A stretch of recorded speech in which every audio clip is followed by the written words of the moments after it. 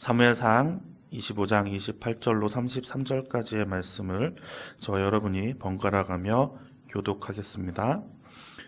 주의 여종의 허물을 용서하여 주옵소서. 여호와께서 반드시 내 주를 위하여 든든한 집을 세우시리니 이는 내 주께서 여호와의 싸움을 싸우심이요 내 주의 일생에 내 주에게서 악한 일을 찾을 수 없음이니이다.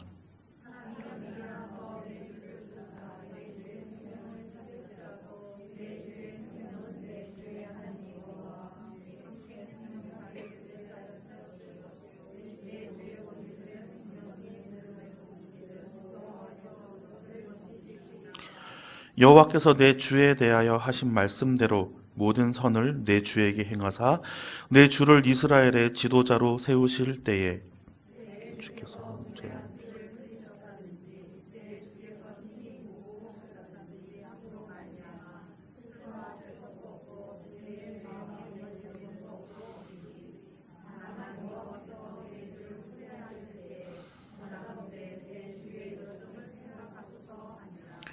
다윗이 아비가일에게 이르되 오늘 너를 보내어 나를 영접하게 하신 이스라엘 하나님 여호와를 찬송할지로다. 또 내 지혜를 칭찬할지며 또 내게 복이 있을지로다. 오늘 내가 피를 흘릴 것과 친히 복수하는 것을 내가 막았느니라. 아멘. 네, 저희 교회는 지금 여름 사역 중에 있습니다. 지난주에 이제 유아유치부가 여름 사역을 너무나도 하나님의 은혜 가운데 감사히 마쳤습니다.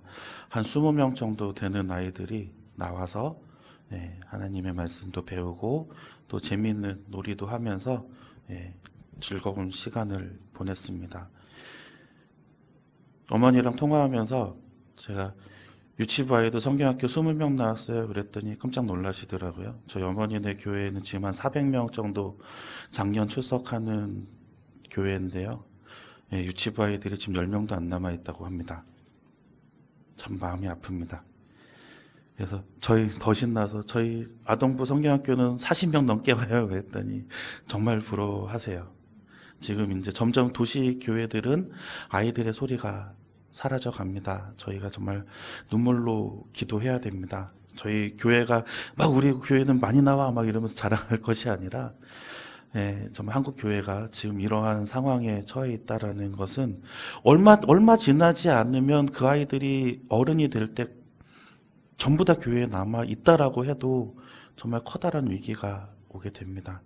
우리가 아이들에게 조금 더 관심을 가지시고 기도하시고 또 동네에 아이들이 보이시면 복음을 전하시는 데에도 열과 성을 다해야 할 것입니다.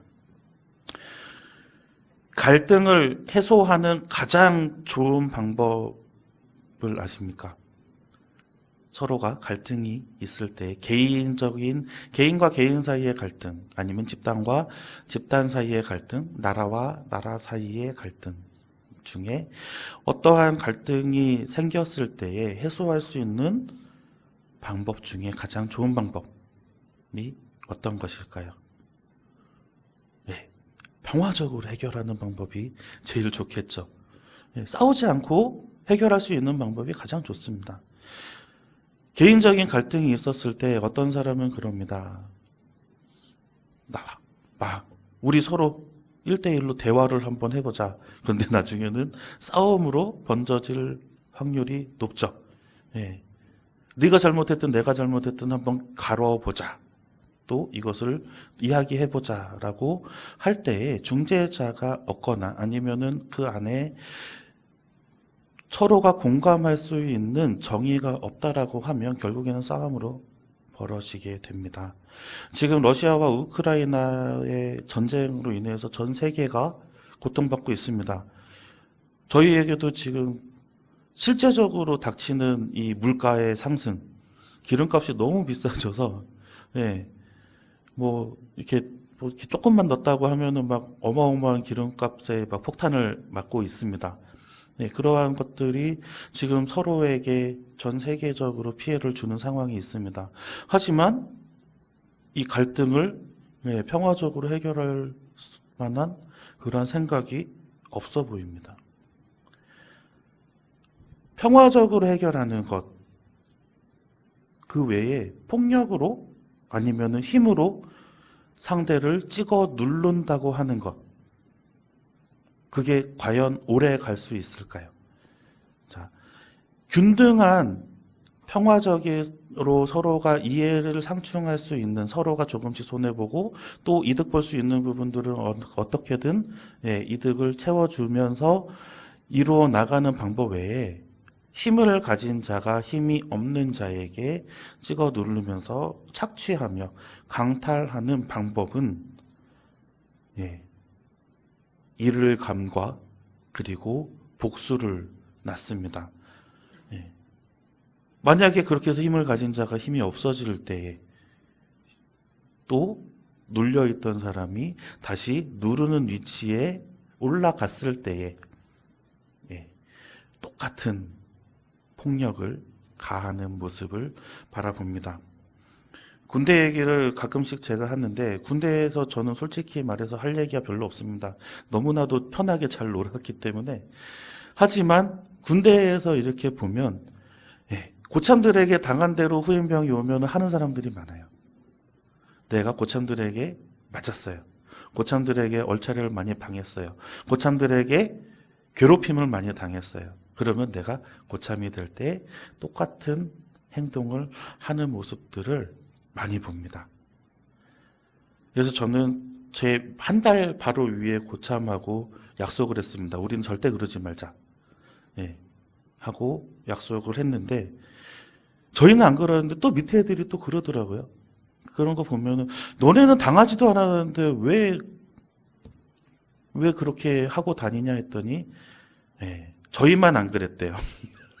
다른 고참들은 똑같이 또 괴롭혔다고 이야기를 합니다. 자, 폭력은 폭력을 낳습니다. 갈등을 해소할 수 있는 좋은 방법이 아닙니다. 해소가 되는 게 아니죠. 억눌리는 거죠. 눌려 있습니다. 그것이 폭발할 때, 그것이 내가 억눌렸던 위치가 억누를 수 있는 위치에 왔을 때 다시 그들을 억압합니다. 힘에 의해서 굴복당하고 지배당하는 자들은 지배하는 자의 힘이 닿으면 그들을 향해 복수의 칼을 갑니다. 오늘 이 말씀의 이전에 있던 상황이 어떠한 것이냐면 사울과 다윗의 갈등입니다. 사울과 다윗이 왜 갈등을 했을까요? 사울이 하나님의 뜻을 따르지 아니하고 순종하지 아니해서 하나님께서 사울을 왕으로 삼은 것을 후회하셨습니다. 사무엘상 15장 11절의 말씀입니다. 우리 한번 같이 읽어보겠습니다. 내가 사울을 왕으로 세운 것을 후회하노니 그가 돌이켜서 나를 따르지 아니하며 내 명령을 행하지 아니하였음이니라 하신지라. 사울이 근심하여 온 밤을 여호와께 부르짖으니라. 아멘. 무슨 명령을 따르지 않았습니까? 아말렉과의 전투. 아말렉 너무 많이 나오죠. 이스라엘 백성들이 치를 떨면서 싫어하는 그 민족입니다. 몇 번이나 말씀드렸다시피 출애굽했던 당시에 아말렉 족속은 이스라엘과 처음 싸웠던 민족입니다. 처음 싸웠던 민족인데 그렇게 강하지 않습니다. 그래서 이스라엘과 처음 전투에서 하나님께서 이스라엘이 전투에서 이기는 것을 보여주시고 그 이후에는 전면전을 하지 않고 뒤에 처져 있는 병자와 약한 자들 그리고 어린아이와 늙은 어른들, 노인들을 약탈하면서 괴롭혔습니다. 그래서 하나님께서는 그들을 기억에서 지워버리시겠다고 약속하셨습니다. 그때가 언제입니까? 가나안에 들어가서 너희들이 안정을 찾을 때에 아말렉을 내 기억에서 지워버리리라 라고 하나님께서 친히 말씀하셨어요. 그리고 그때가 사울 때에 임하셨던 거죠. 하나님께서는 이스라엘 백성들이 고난받고 고통받는 것을 끝까지 기억하시면서 이스라엘 백성들을 위하여서 복수를 해주시겠다고 그리고 그들을 진멸하시겠다고 사울을 일으켜서 내보냈습니다. 그리고 약탈하지 말고 모든 살아있는 것들을 다 죽이라고 명령하십니다. 그런데 사울은 귀한 것들을 다 가지고 오죠. 약탈도 하고 왕까지도, 그 아말렉 족속의 왕인 아각까지도 그냥 사로잡아서 포로로 데리고 와버립니다. 그래서 하나님께서 이 말씀을 사무엘에게 하십니다. 이 말씀을 하시고 난 이후에 사무엘이 근심하면서 하나님께 부르짖죠. 하나님, 한 번만 돌이켜 주시면 안 되겠습니까? 사무엘은 사울을 친히 기름 부은 사람입니다. 사울을 왕으로 세웠어요. 정말 왕같이 보이는 사람이었거든요. 통솔력도 좋고요. 그리고 힘도 셌고요. 왕으로 될 만한 사람이구나. 그리고 자신이 왕으로 기름 부었기 때문에 애착도 있었습니다. 그를 안타까워하는 마음도 충분히 있었던 거죠. 하지만 하나님의 마음은 굳혀지셨고 그 이후에 찾아다니다가 다윗에게 기름 부어 주심을 다시 한번 경험하게 됩니다. 다윗은 하나님을 온전히 신뢰하는 사람이었습니다. 그렇죠? 우리가 너무나도 유명한 그 성경 말씀 사무엘상 17장 45절의 말씀입니다. 우리 한번 같이 읽어보겠습니다. 다윗이 블레셋 사람에게 이르되 너는 칼과 창과 단창으로 내게 나아오거니와 나는 만군의 여호와의 이름 곧 내가 모욕하는 이스라엘 군대의 하나님의 이름으로 내게 나아가노라. 아멘. 그렇게 많은 나이가 아니었습니다. 형들은 전쟁에 참여했죠. 그런데 다윗은 전쟁에 나가지 않았어요. 그러면 전쟁에 나갈 수 없었던 나이인 거죠. 어린아이였어요. 어린아이가 전쟁에 나가서 이렇게 외치며 블레셋 장수를 물맷질로 쓰러뜨립니다. 얼마나 이 놀라운 믿음입니까? 정말 훈련이 잘 되어 있는 정규군입니다. 군사예요. 근데 하나님의 이름으로 내가 나아간다라고 이야기하면서 무장도 하지 않고 검도 들지도 않고 그냥 양칠 때에 자기가 쓰던 물맷질로 그러니까 얼마나 하나님께서 기뻐하셨겠습니까? 하나님께서 그를 들어 쓰시겠습니까? 이것을 보고 이스라엘 사람들이 다윗을 칭송하기 시작합니다. 사무엘상 18장 6절에서 9절까지의 말씀인데요. 우리 한번 같이 읽어볼까요? 무리가 돌아올 때에 곧 다윗이 블레셋 사람을 죽이고 돌아올 때에 그 여인들이 이스라엘 모든 성읍에서 나와서 노래하고 춤추며 소고와 경쇠를 가지고 왕 사울을 환영하는데 여인들이 뛰놀며 노래하며 이르되 사울이 죽인 자는 천천히요 다윗은 만만이로다 한지라. 사울이 그 말에 불쾌하여 심히 노하여 이르되 다윗에게는 만만을 돌리고 내게는 천천만 돌리니 그가 더 얻을 것이 나라 말고 무엇이냐 하고 그날 후로 사울이 다윗을 주목하였더라. 아멘. 여기서부터 이제 갈등이 격화되는 겁니다. 사울은 다윗을 이뻐했어요, 처음에는. 근데 이 칭송하는 이 소리가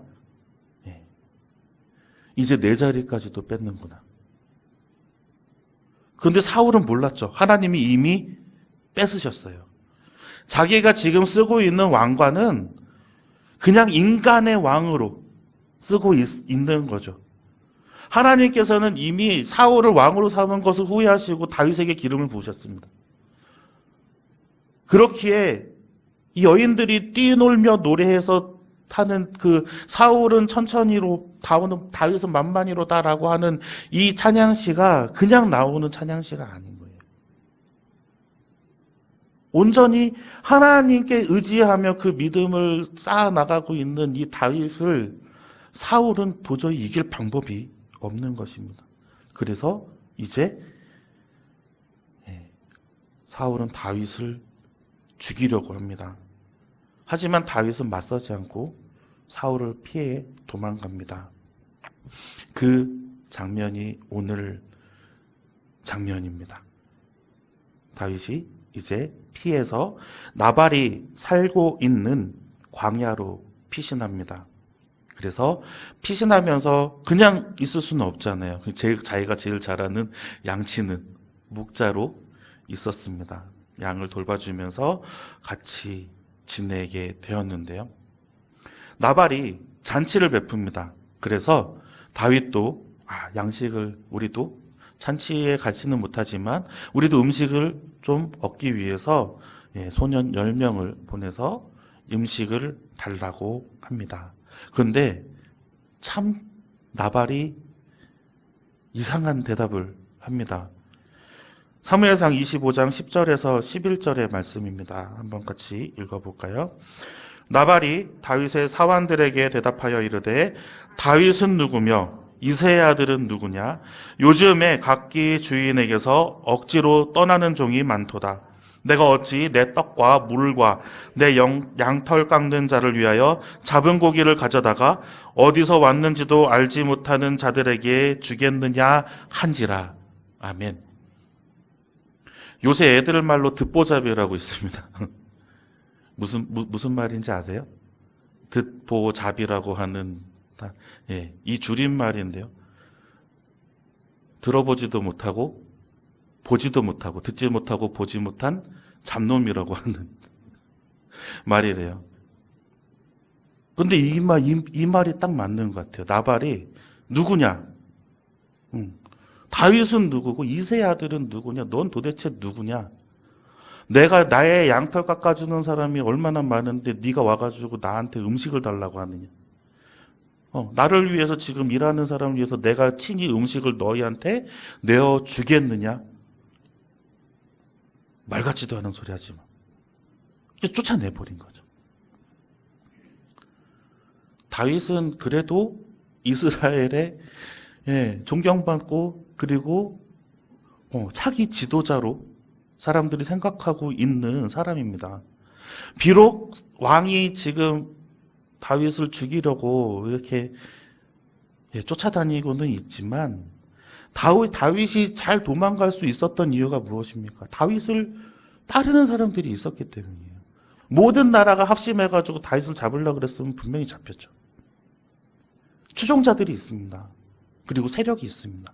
그런데 이렇게 그냥 어디 종 보듯이 이런 말을 해버립니다. 이런 말을 들었을 때의 다윗의 마음은 어땠을까요?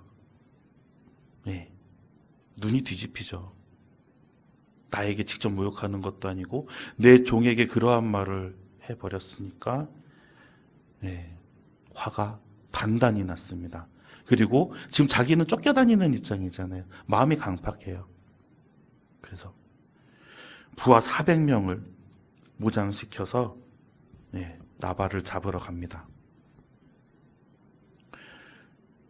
하나님이 누구 편을 들어주시겠습니까? 무시당하는 다윗의 편을 들어주시지 않겠습니까?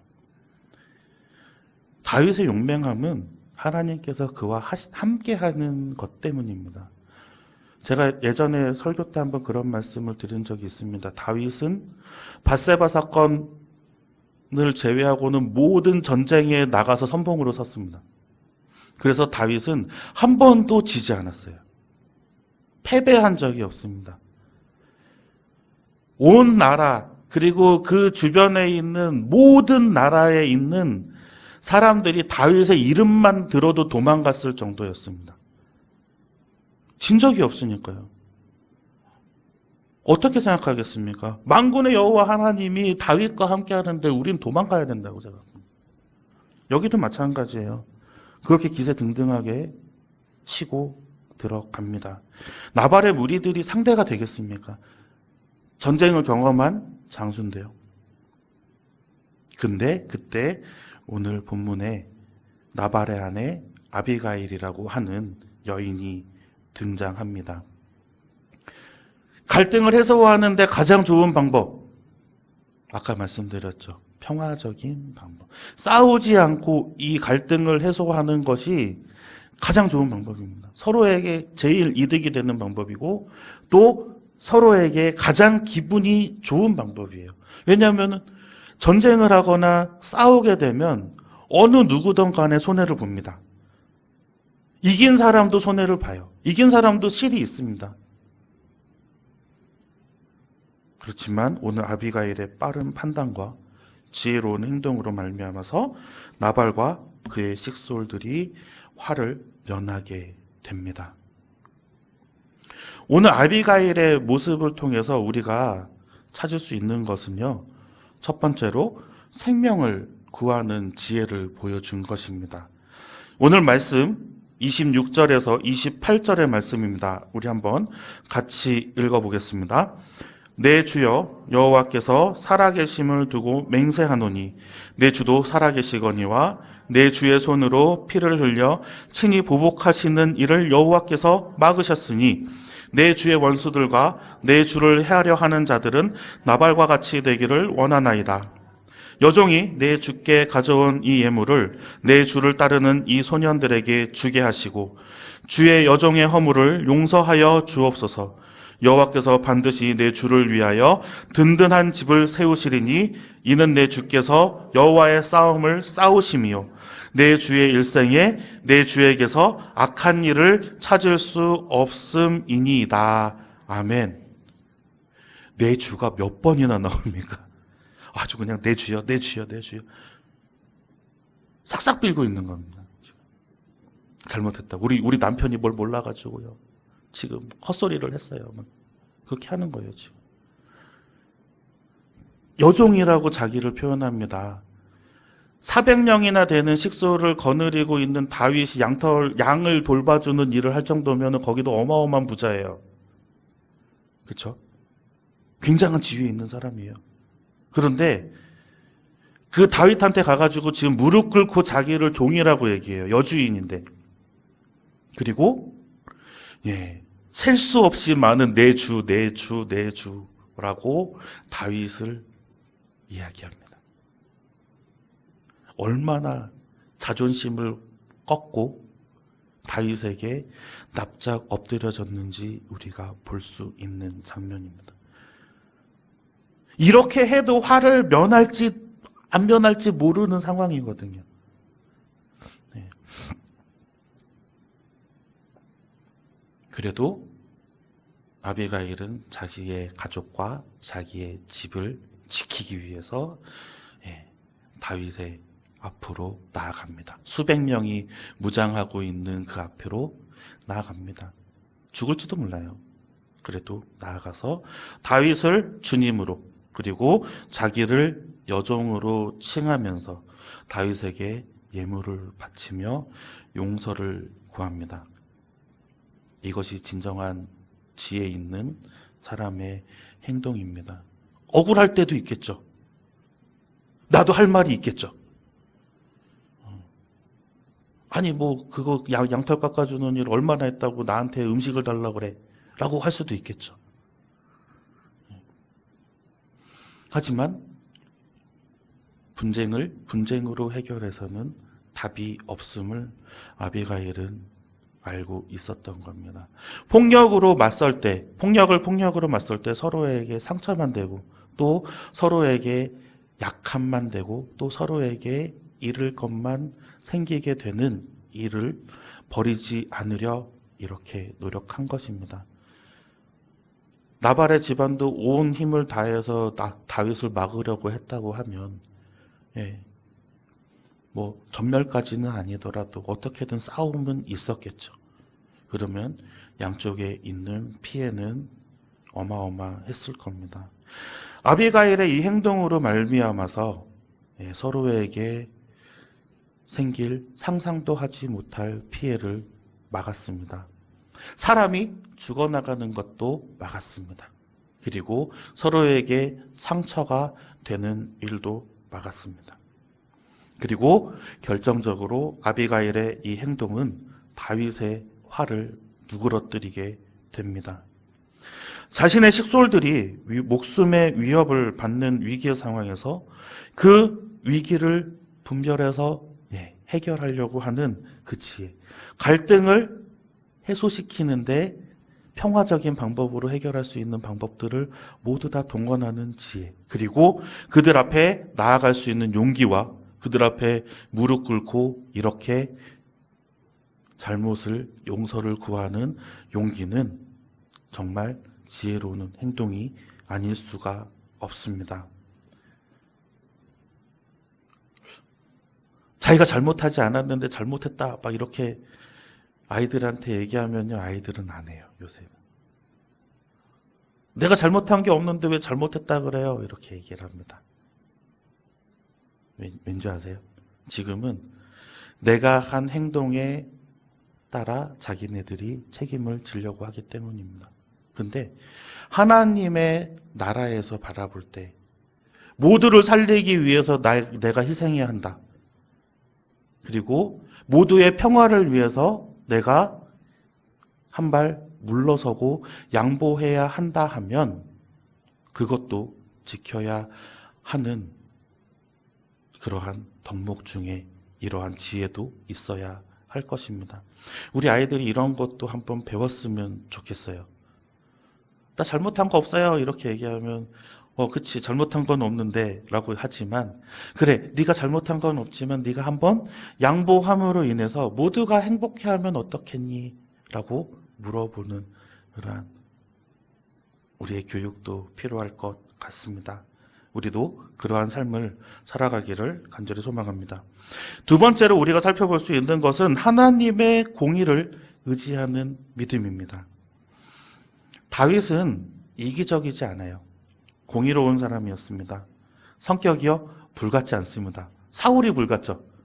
사울은 굉장히 다혈질입니다. 기분에 따라서 막 행동을 해요. 기분이 좋을 때는 막 이렇게 막 들떠 있다가도 기분이 나쁘면 갑자기 싹 돌변하기도 합니다. 하지만 다윗은 온유하고 부드럽습니다. 그리고 중요한 것은 하나님을 절대적으로 의지하는 것. 하나님의 말씀에 따라 살아가려고 노력하는 것. 다윗이 밧세바와 간음하여 하나님께 죄를 짓고 난 이후에 나단이 그를 찾아가서 하나님께 범죄하였다라는 것을 일깨워주고 난 후에 다윗은 평생 죽을 때까지 하나님 앞에 속죄했습니다. 자기가 자기 양심에 도저히 살아갈 수가 없다고 울부짖어요. 시편에서. 내가 그렇게 하나님을 사랑하고 하나님을 순종하고 하나님께 충성을 다하겠다고 내가 약속했는데 내가 그 한 번의 실수로 인해서 돌이킬 수 없는 잘못을 저질렀구나 하며 하나님 앞에 몇 며칠 평생을 하나님 앞에 무릎 꿇습니다. 그러한 다윗의 믿음을 바라볼 때 정말 하나님과 동행하는구나. 하나님께서 그래서 형통함을 허락하셨구나. 그래도 아들 때라도 계속해서 대를 이어서 왕을 허락하셨구나라는 모습을 바라볼 수가 있습니다. 그러한 모습이 오늘 말씀에도 나옵니다. 사무엘상 25장 32절의 말씀입니다. 우리 한번 같이 읽어보겠습니다. 다윗이 아비가일에게 이르되 오늘 너를 보내어 나를 영접하게 하신 이스라엘 하나님 여호와를 찬송할지로다. 아멘. 아비가일의 행동을 보고 화가 누그러뜨려진 다윗은 정신을 차렸습니다. 아까 눈이 뒤집혀진 다윗이었지만 이제는 진정한 다윗이 왔습니다.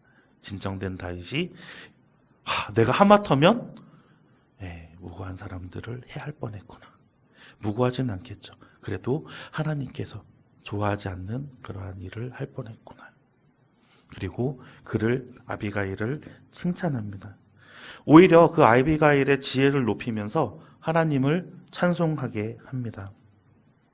자신의 분노로 인하여서 큰 실수를 할 수 있을 뻔했던 것을 아비가일을 통해서 깨달았기 때문에 처음 마음과는 반대로 아비가일에게 감사를 하고 있습니다. 이 모습도 우리가 참 보면 다윗을 존경하고 닮아가야 할 모습입니다. 처음에는 막 대적했는데 또 그 모습에 감동해서 정말 대단한 사람이구나. 지혜로운 사람이구나. 당신은.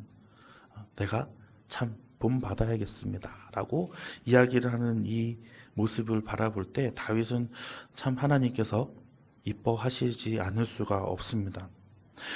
우리 인간은 선악을 분별하는 것이 완벽하지가 않습니다. 어떤 게 선이고 어떤 게 악인가 우리가 바라볼 때 하나님의 지혜를 구하지 않으면은 선과 악을 잘 분별하기 어렵습니다. 개인의 감정으로 인해서 또 흔들릴 때도 있습니다. 그래서 하나님의 공의를 항상 의지해야 됩니다. 어떻게 해요? 우리가 말씀을 항상 읽어야 하는 것이죠. 하나님의 말씀을 우리가 바라보면서 사람의 생각이 아니라 하나님의 다스리심을 우리가 바라볼 때, 그리고 그 다스리심을 끝까지 신뢰해야 합니다. 하나님께서 선악을 판단해 주시는 것을 우리가 믿으시고 하나님의 공의를 믿음으로 고백하실 때 우리는 하나님께서 우리에게 진정한 정의를 보여주실 겁니다. 오늘 아비가일로 인하여서 이 나발의 집과 다윗의 집이 양쪽이 갈등에서 평안을 얻었습니다. 이 갈등을 해소하는 가장 좋은 방법 오늘 보셨을 것입니다. 남한테 무릎 꿇는 거 정말 싫겠죠. 남한테 머리를 숙이고 허리를 숙이는 것 너무 자존심 상하겠죠. 남한테 죄송합니다 라고 이야기하는 거 차마 나오지 않을 수도 있습니다. 하지만 그 말 한마디, 그 행동 하나로 인하여서 우리가 손해볼 것들을, 우리가 잃을 것들을 오히려 얻는 것으로 생각된다면, 얻는 것으로 우리가 바라볼 수만 있다고 하면 이 갈등에서 우리는 더 귀한 것을 찾을 수가 있습니다.